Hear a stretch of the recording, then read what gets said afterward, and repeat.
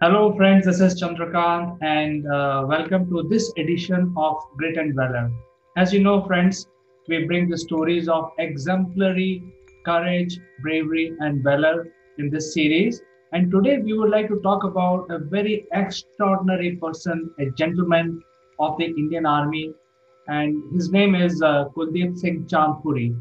Uh, Kuldeep Singh has been a very cool and calm type of commanding officer, and he ex, showed the exemplary courage in the battlefield, and that is what makes him a recipient of Mahavir Chakra. And this was during the Battle of Longewala with Pakistan in 1971. So, what unfolded and how the courage and valor was demonstrated by Kuldeep Singh, we will discuss in this edition. Major Kuldeep Singh was the army major at that time, and he served for many years, even after the war. But as you can see, that he has many citations. More prominent ones are the Mahavir Chakra, and this was awarded after the battle, about which we will discuss more in detail, and what actually happened on the battlefield, which made him extraordinary, and that is why he was proposed for a gallantry award, and he was in the end awarded the Mahavir Chakra. And we will also discuss what led to this battle, what happened after that, and what were the drawbacks on both sides, so that we give equal credit to everyone.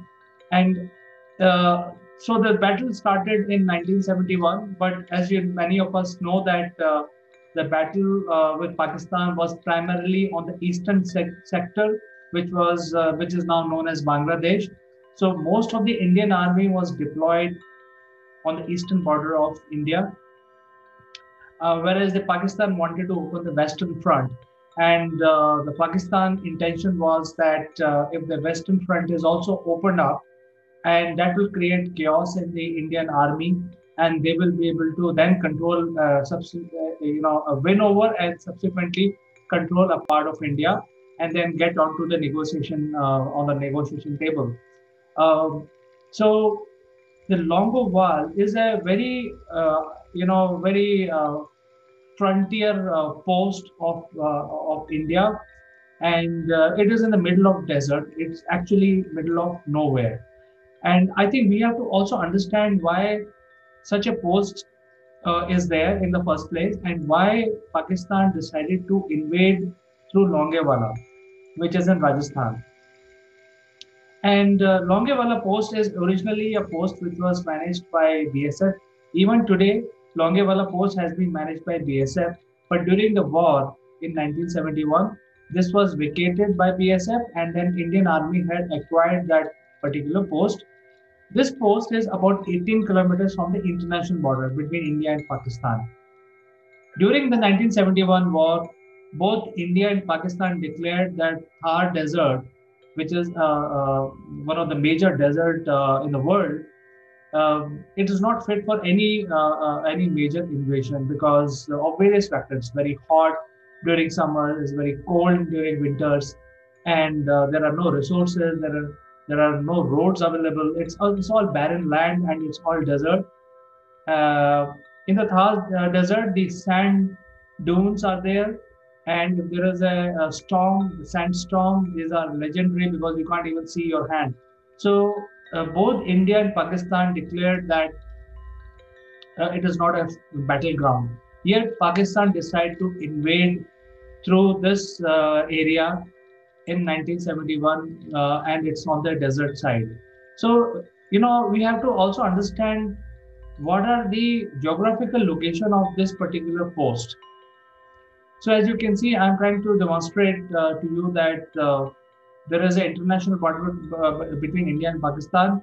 However, if you look closely, the border, there are hardly any town because it's all desert area. And the last post is F, which is the Longewala, and the Indian army was also trying to invade Pakistan, but Pakistan invaded India. The objective was that There is a city on the Pakistan side called Rahim Yar Khan, which has a major railway line connecting Lahore with Karachi. So India intention was in 1971 to capture this town, and by doing that, they will be able to control the railway traffic, which takes supplies from the port city of Karachi up north to the battlefield, battle-trodden countries. So there was a strategic armament which was being placed at point E. So most of the Indian army was concentrated on point E, and point F is where the Longewala post is situated, where Major Kuldeep Singh took charge with just 120 soldiers.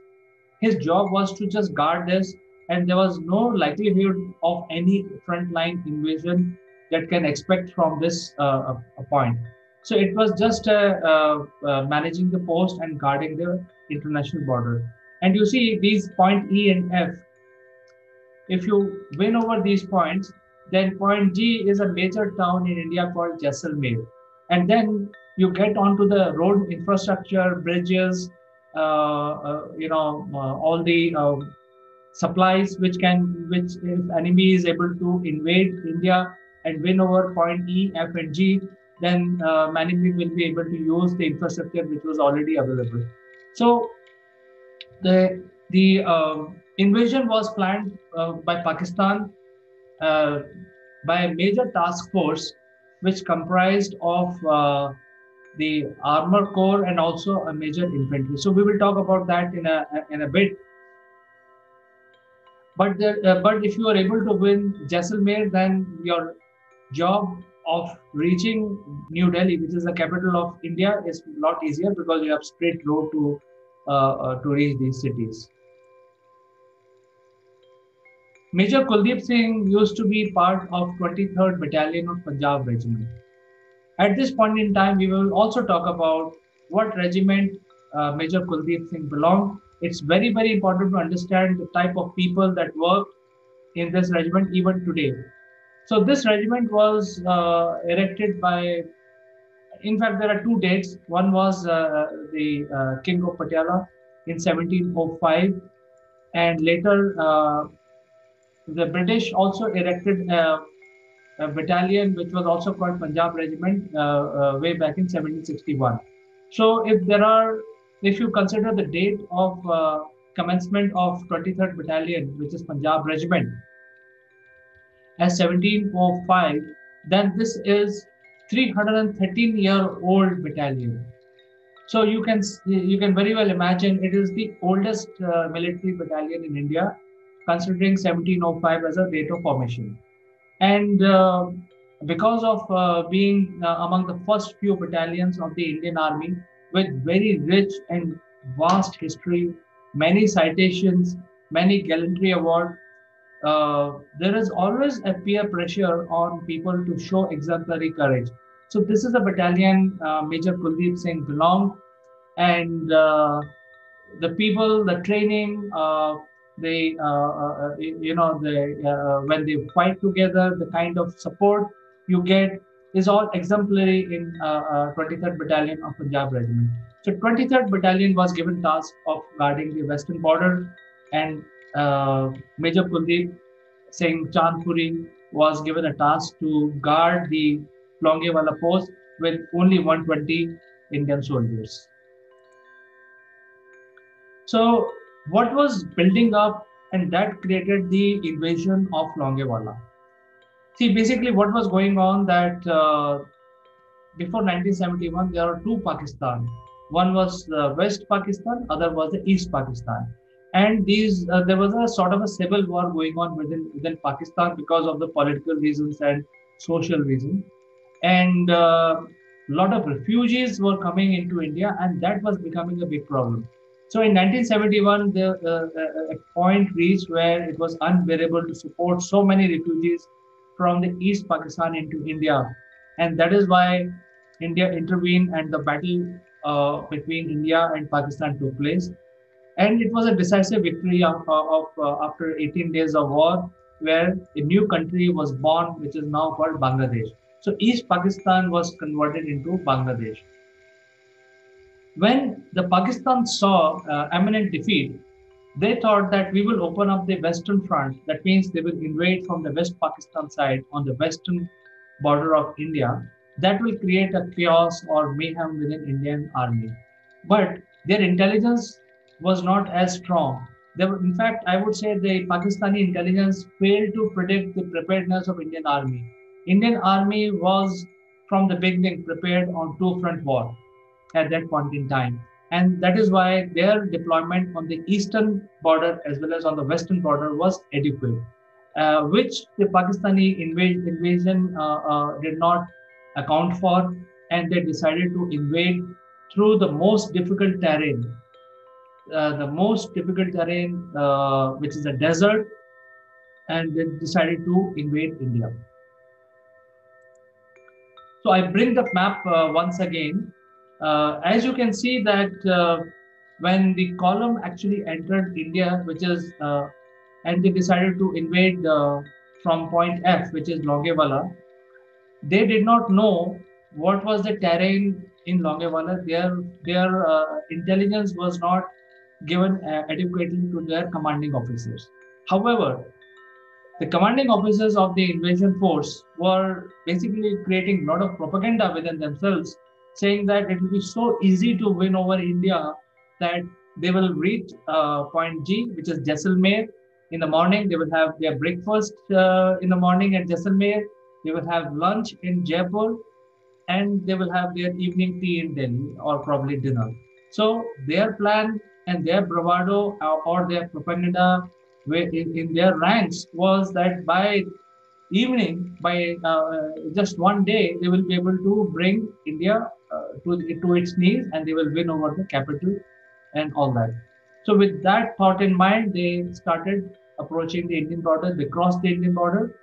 On the other hand, there were a lot of clear intelligence gathering done by Indian forces. The Indian Air Force base was at Pathankot and also Jaisalmer. Jaisalmer airfield was not operationalized in 1971. Um, in fact, the aircrafts were moved back from the front line to a much safer location. However, there were army aircraft which were doing reconnaissance, and they actually predicted the build-up on the Pakistan side, and that is why the Indian forces were on very, very high alert. You will be amazed to see the size of the invasion which came from the Western Front into India. The invasionary size of the invasion itself was 20 kilometers long, and it was consisting of 3,000 soldiers, 500 trucks, and 60 tanks, which were Sherman tanks and also the Chinese T-59 tanks. And there were a lot of other armored personnel carrier as part of the contingent.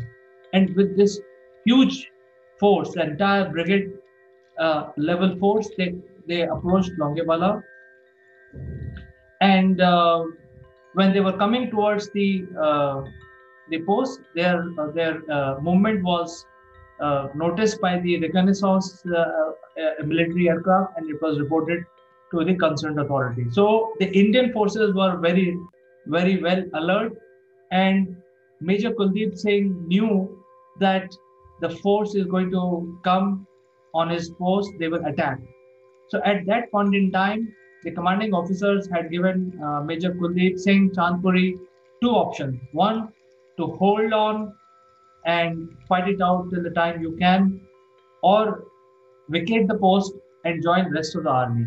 So Kuldeep Singh, being a brave soldier, a brave person himself, he decided to hold on, and he decided to fight such a big army with just 120 men. Uh, there was not sufficient time to build the defensive parameter around it. So they hastily put the mines which were very visible. And in the end, the anti-tank mines were identified by the Pakistani engineers, and they were deactivated. So in a nutshell, the bravery was the only weapon These 120 men had Major Chandpuri said that hey, the Pakistani invasion forces are coming to us, and they are telling their people that hey, within one day they will defeat India because they are such a huge column of armored vehicle and so many soldiers. So if you want to vacate the post, you can go back and join the rest of the army. But none of these 120 men vacated the post. They were standing with Major Kuldeep Singh in order to guard that post and also fight it out with the enemy. The, the Indian defenses were 120 soldiers. They had only two machine guns.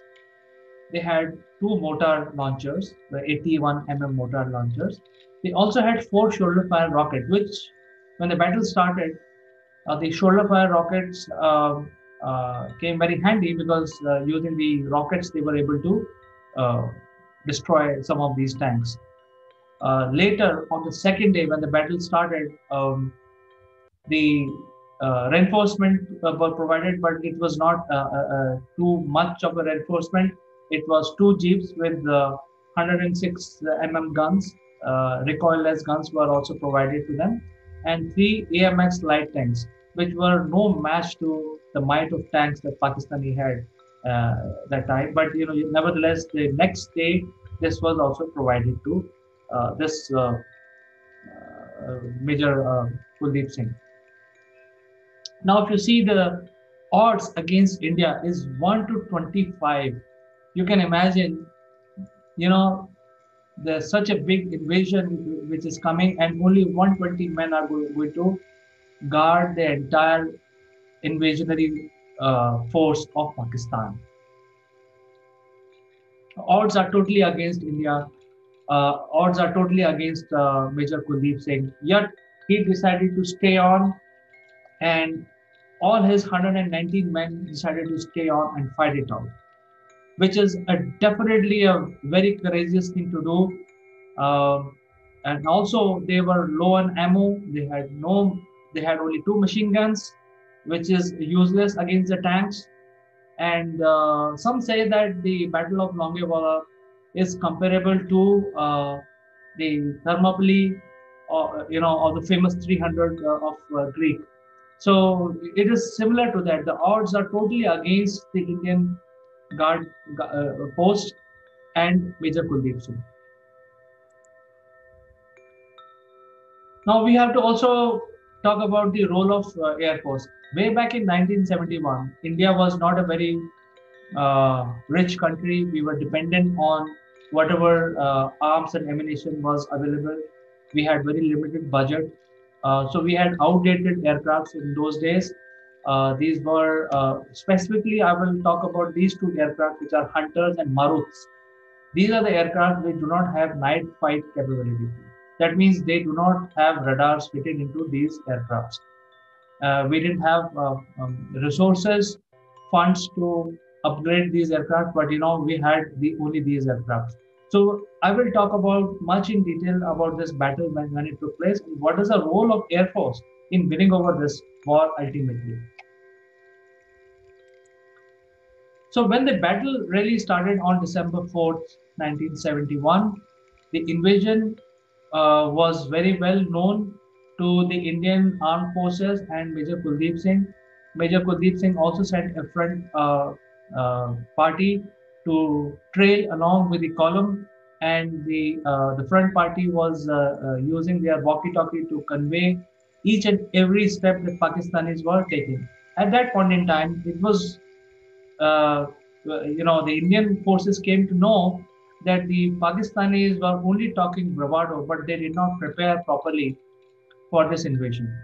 For example, their tracks they had on their tanks were not suitable for this kind of sand which was there in Thar Desert. So their tanks were getting buried.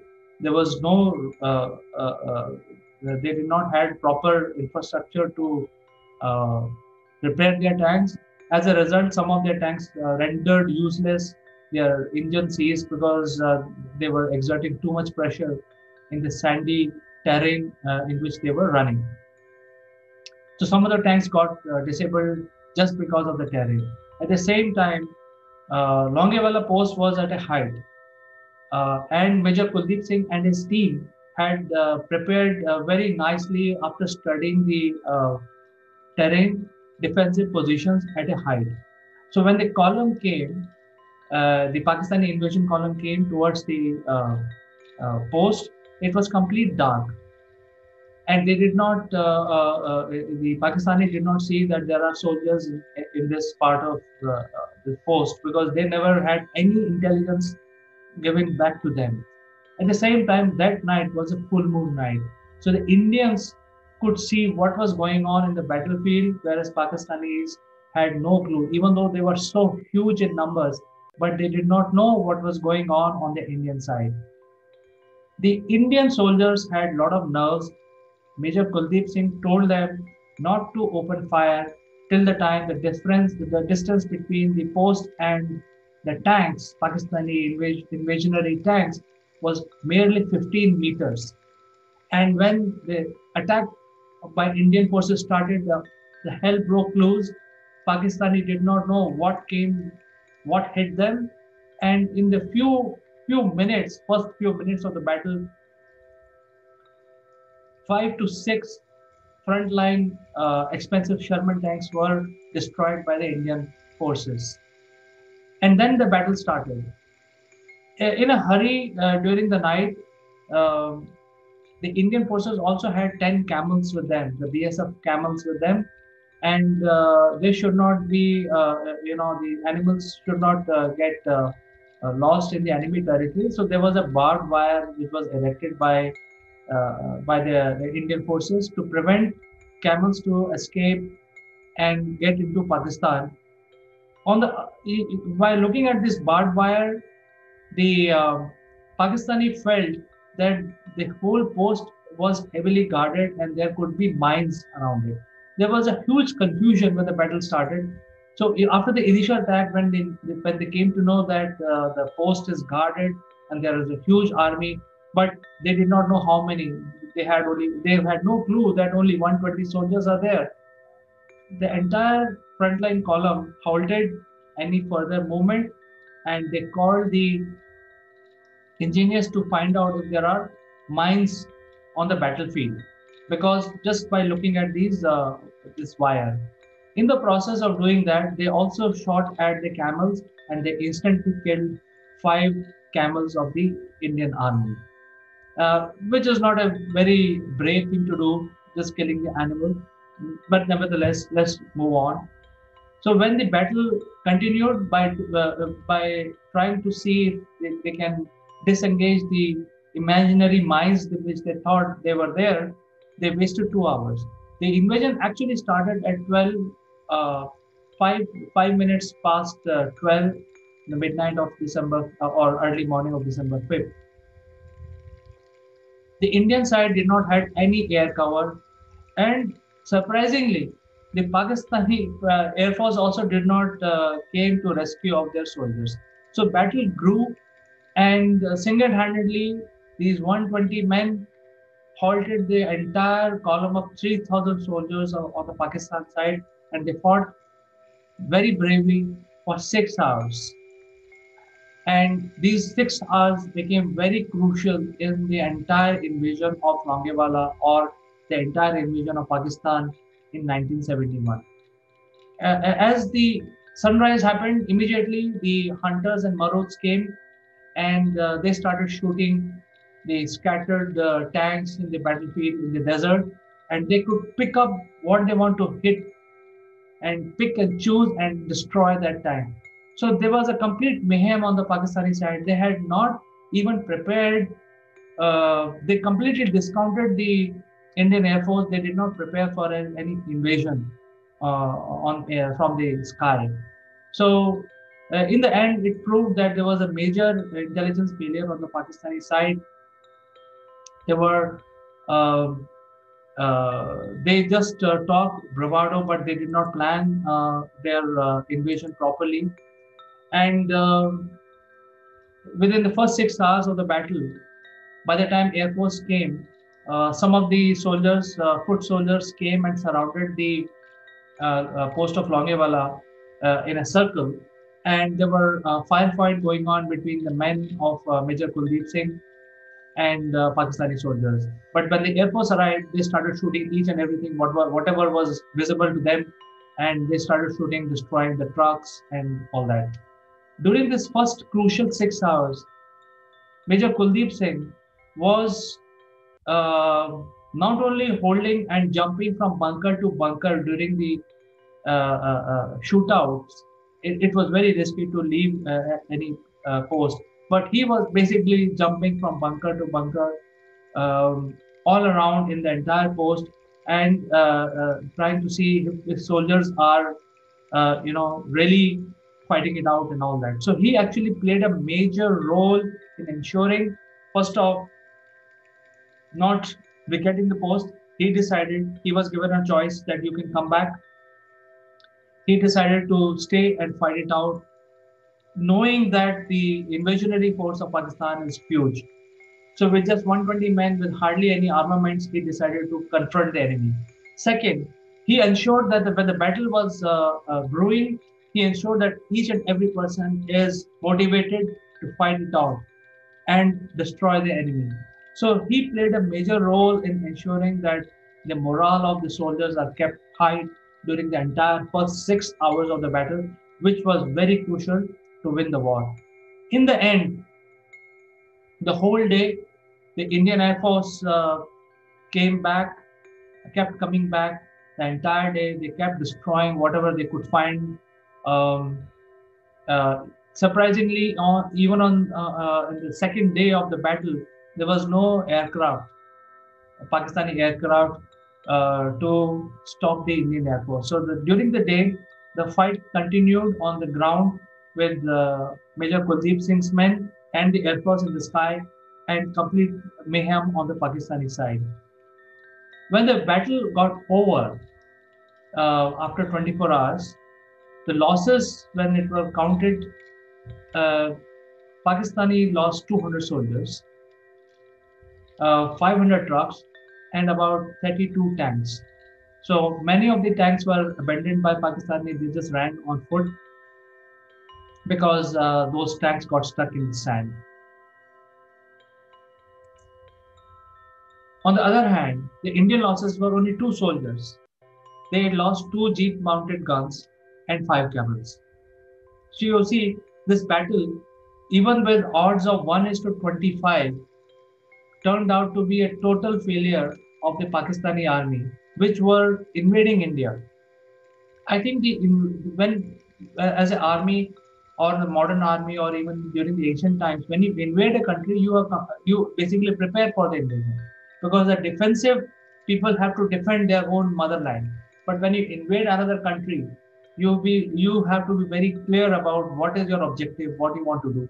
So obviously, this battle proved that Pakistani did not prepare well intelligently for winning over anything. So their objectivity was missing. The preparedness was very low. They were just only surviving on the propaganda. For this bravery of Major Kuldeep Singh Chandpuri and his entire team of 120, he was given Mahavir Chakra, which is the second highest gallantry award. Uh, Major Kuldeep Singh continued working for the Indian Army and retired as brigadier. This is very, very senior. So even today, hearing this story of Major Kuldeep Singh gives many Indians goosebumps. It's the ultimate story of bravery and courage and valor.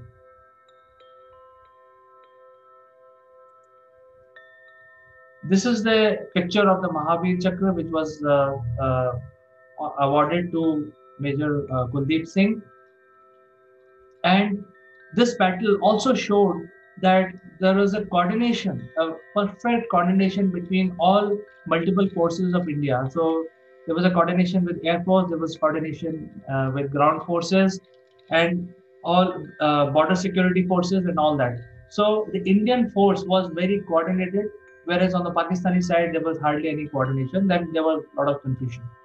Nevertheless, the very fact is that you have only 120 men, and then you stood up against uh, armored corps, a major invasionary force of Pakistan, which was as long as 20 kilometers behind, and with so many tanks and so many trucks and so many armored carriers, we had the Indian force had no comparable weapon to stop such a force. Yet they fought it, they stopped it, and they gave created major casualty on the enemy front without losing much of their resources. Brigadier Kuldeep Singh Chandpuri passed away in 2018. After retirement from the army, he also participated in the upkeeping of his city, which is Chandigarh, and he did many things. He helped the nation by providing a lot of his contribution in terms of leadership role and all that. And in 2018, he succumbed to uh, cancer. He survived with three of his sons and his wife. So, uh, he has been an inspiration, a living legend for most of the Indians. In fact, this battle is the second largest tank battle after Battle of Kursk. So it was a huge tank battle in which it is surprising that the one side used tanks, the other side only used light machine guns. Unlike the Battle of Kursk, where Germans and the Russians both sides had heavy tanks, but in this one, they were the invasionary force brought tanks, and the defenders did not have any comparable armor to defend. Yet they fought with a lot of grit and valor, and in the end, Punjab Regiment and Major Kuldeep Singh Chandpuri was awarded the citation of Mahavir Chakra. So, friends, this is the end of this video, and we will continue bringing the stories of valor of India to you. Please give your comments, like and share. And if you have any special request, share with us, and we will cover that in the next episode. Until then, I would like to say goodbye.